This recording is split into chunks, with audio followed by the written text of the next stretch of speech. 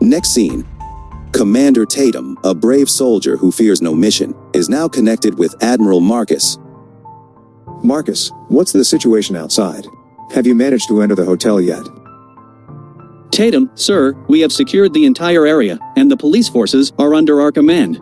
However, we haven't found a way to enter the hotel. There seems to be some kind of magical barrier in place. We are waiting for the right moment when the barrier is removed. We have also targeted underground and aerial evacuation routes. Marcus, we need Dr. Jekyll alive, no matter what. Is that clear? Tatum, yes, sir. And what about the others? Should we capture all of them? Marcus, they are all criminals. This event was organized by a deranged individual who has caused numerous deaths, including the police station bombing and other murders. Kill them all. That's my order. Tatum pondered the order, questioning why so many had to be killed, and why Dr. Jekyll was of such importance to Marcus. As he contemplated, he received an indication from the 4th floor. Alessa was using a torch to send a message to the army commander outside. Tatum understood the situation inside and knew that Alessa had ties to the military. He sent a signal in response. Tatum's message to Alessa: When the barricade is cleared and we enter the hotel, I want you to stay on that floor so we can rescue you. Alessa sent another message in response. Please don't send these updates to Admiral Marcus. I will give you the reason later. And then her torch's battery died, cutting off any further communication. Tatum understood that Alessa possessed information about Admiral Marcus that she didn't want to share with him at the moment. They both waited patiently for the shield to be closed, anticipating their next moves once they could proceed. Dr. Robin, sitting at the dinner table, couldn't contain his curiosity about Dr. Jekyll's research. Although Dr. Jekyll had left early for work, he had left behind his equipment. Dr. Robin's desire to know what Dr. Jekyll had been researching led him to open Dr. Jekyll's bag. However, the bag was secured with a strong password. After multiple attempts and half an hour of effort, Dr. Robin successfully unlocked the bag. Inside the bag, he discovered a diary and a memory chip. Dr. Robin eagerly opened the diary to its first page. The diary began with an explanation from Dr. Jekyll, stating that he had written it to share his knowledge and research discoveries. It contained information about brain transplantation and included videos of Dr. Jekyll's life and operations, which were stored on the memory chip. Overwhelmed by the revelations in the diary, Dr. Robin proceeded to another room, which was kept cold. In that room, he opened a shelf to reveal a head preserved in liquid.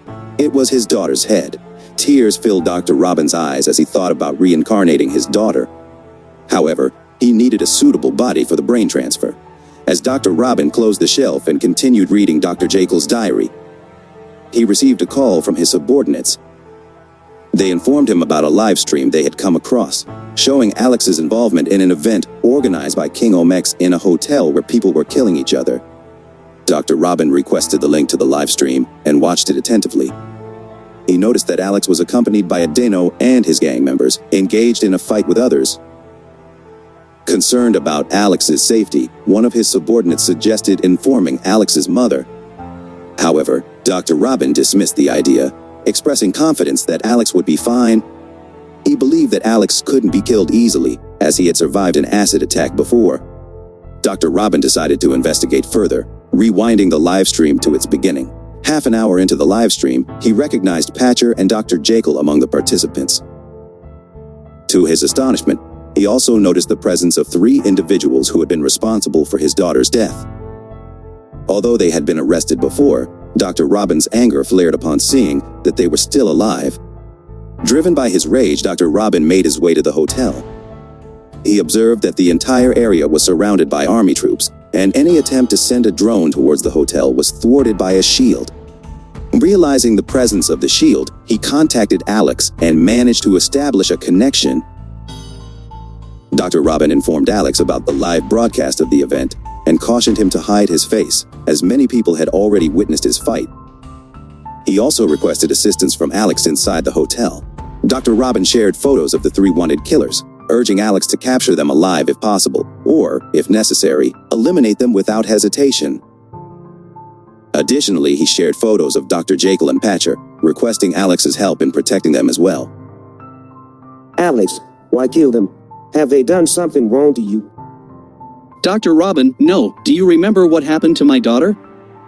Alex recalls the whole story of what happened to Dr. Robin's daughter on that day. Looking at the other photos shared on his phone, Alex, is that the famous Dr. Jekyll who has achieved the milestone of transferring the human brain? Dr. Robin, yes, and stay safe. When the shield is closed, I will join you there. I believe the army officers have been given orders to kill everyone inside, so please help Dr. Jekyll and Patcher as soon as possible before the shield opens. Alex proceeds to the 3rd floor. Adeno questions. Where are you going? We need you here. Alex, I have some business down there. I will return before the shield opens. Alessa interjects, take me with you, and Lily should come too. Alessa knows that without Alex, Adeno will take advantage of the situation. They make their way towards the 3rd floor. While they are moving, Alessa asks, Is there any important work you need to do here? Alex shows him his phone and says, I want to find all of them. when Alessa looks at the last 2 photos, she identifies. Alessa responds, when we were moving towards the 4th floor, we encountered him. He went directly to King Omex. I doubt he is still alive. Upon hearing this, Alex remarks, So maybe we should go there when the shield is removed.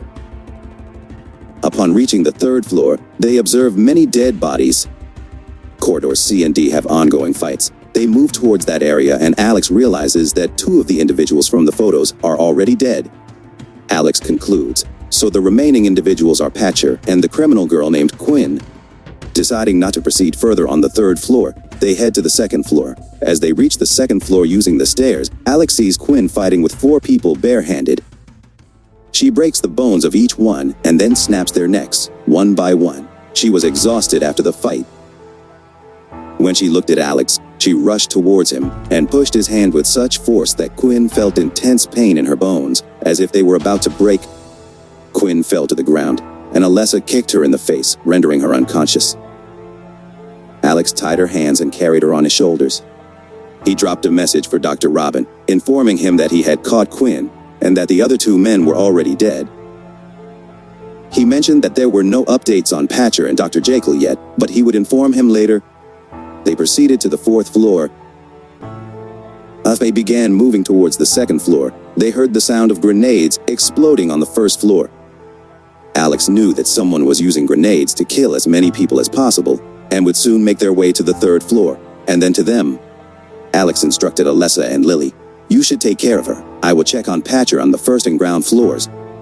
He headed to the 1st floor, where there was no electricity due to the massive damage caused by the grenades. Alex then checked the ground floor and confirmed that no one was alive. Many people had died there. After confirming that Patcher wasn't there, he returned to the 1st floor.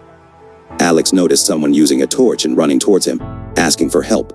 He ordered the person to raise their hands, realizing they had no gun.